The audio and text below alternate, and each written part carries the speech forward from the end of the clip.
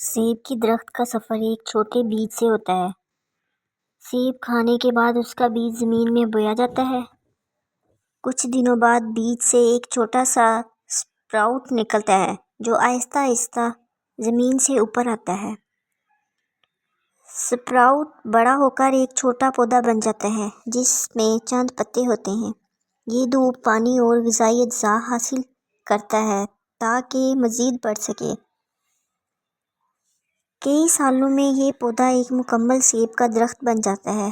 درخت میں شاخیں، پتے اور جڑیں مضبوط ہو جاتی ہیں۔ درخت کے اوپر خوبصورت سفید یا گلابی رنگ کے پھول کھلتے ہیں۔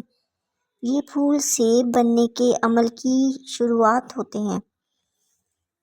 پھلوں میں موجود بیجوں کے گرد سیب کا پھل بننے لگتا ہے۔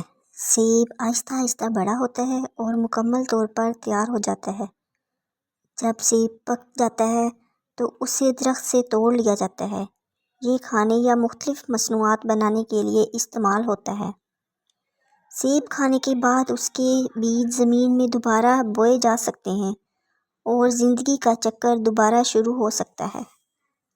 قدرت کے اس خوبصورت چکر میں ہر مرحلہ اہم ہے اور اس سے ہمیں صبر اور قدرت کی تخلیق کی خوبصورتی کا سبق ملتا ہے۔